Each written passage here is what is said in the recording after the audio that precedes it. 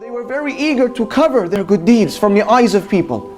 The same way I may cover my sins from the eyes of people. Allahu Akbar. They were the enemies of riya, showing off. And they were people of ikhlas, sincerity.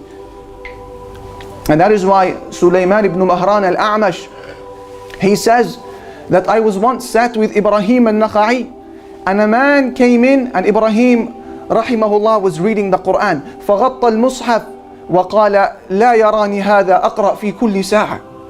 He covered the Mus'haf when the visitor came in. He covered the Quran, and he said, I don't want him to see me reading the Quran every hour.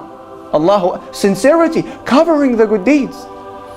And Ayyub ibn Abi Tamimat al-Sikhtiyani, he would pray at night, and then when the Fajr, the sun of the Fajr would come up, he would begin to yawn and stretch, showing his family that he had just woken up. كأنه لم يقم إلا من تلك الساعة. Sincerity. Allahu Akbar. And Amr ibn Thabit narrates that Ali ibn al-Husayn ibn Ali ibn Abi Talib, when he passed away and they were washing his body, كانوا ينظرون إلى جسده ووجدوا آثار سود على ظهره. They noticed on his corpse that there were black lines, black bruises all over his back. And they discovered that he was the one who used to carry the heavy containers of food in the middle of the night, passing it over to the poor people of Medina in secret. They would only discover it on his deathbed. Allahu Akbar, Allahu Akbar. So they were sincere people, and they would hide their deeds, and they were very, very honest with themselves as well. Imam al-Dhahabi narrates that Hisham al-Dustuwa'i said, ما أستطيع أن أقول أني طلبت الحديث يوما أبتغي به وجه الله عز وجل. He says, I cannot claim that I ever went out searching for Islamic knowledge purely for the sake of Allah. I can't claim that. And Imam al-Dhahabi says, Wallahi wala ana. Imam al-Dhahabi says, I can't make that claim either as well. They were so sincere and they were honest. They were afraid because they knew that admiration and arrogance and wanting people to see the good that you are doing for the sake of Allah, it may cause your good deed to be rendered null. And you may meet Allah Almighty after 50, 60, 70 years thinking that you had bowed and prostrated and given da'wah, and Yawm al-Qiyamah not a single good deed is written to your name. Do you worry about this, my brothers and sisters? I worry about it. I worry about it. And sometimes I think to myself, how many of my actions are accepted and how many will be rejected by Allah Almighty? I may be standing on very thin ice in terms of my iman, but I think that I'm standing on solid grounds. Do you worry about this? If you worry about this, my brothers and my sisters, I give you a very accurate litmus test, a ruler, a benchmark, which you can use to measure how sincere you truly are in terms of your actions.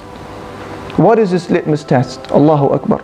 Ibn Asakir, he narrates on the authority of Hudayfa, the companion of the Prophet ﷺ, the companion who was given by the Prophet ﷺ the names of all of the hypocrites of Medina. Only Hudayfa, he was given the secret information. So a man, he comes to Hudayfa and he said to him, Ya Hudayfa, hal ana min al-munafiqeen? Oh Hudayfa, I have a question to ask you. Am I a hypocrite? Did the Prophet ﷺ mention me as being one of the hypocrites who are going to the fire? Is that me? Rather than saying yes or no, Hudayfa, he gave him a criteria, a rule which he can use so that I can benefit and you can benefit as well after him. What did he say to him? He said to him, أتصلي إذا خلوت أتصلي إذا خلوت وتستغفر إذا أذنبت? Do you pray when you are alone? And do you ask Allah Almighty to forgive you when you commit a sin? He said, yeah, I do. So Hudayfa said to him, اذهب فما جعلك الله من المنافقين. He said, go, because Alhamdulillah, Allah has not made you one of the hypocrites. So look at one of the conditions he gave him. Do you pray when you are alone? This is what I mean, my brothers and sisters, by the litmus test that I must use, and yourself, if we want to measure how sincere we actually are. Is our iman real and genuine, or is it dependent upon the praise of other people? What percentage of your actions are in privacy, in seclusion, in khalwa with Allah? Are all of your actions in public? We do many things. We give da'wah. They go out every week. They give da'wah for the sake of Allah Almighty. This is still a public act. Measure this against your private acts. If your public acts are heavier than your private acts, then you are to be worried. You may be standing on very thin ice. What percentage of your good deeds are in privacy? And what is the status of your iman when you are alone with Allah Almighty?